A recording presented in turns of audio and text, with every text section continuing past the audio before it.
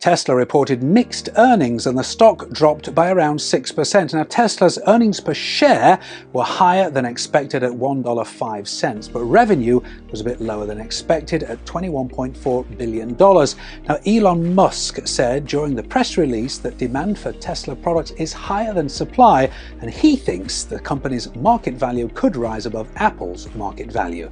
Tesla will introduce a new semi-electric truck in December. The introduction of the truck could generate fresh demand for the stock.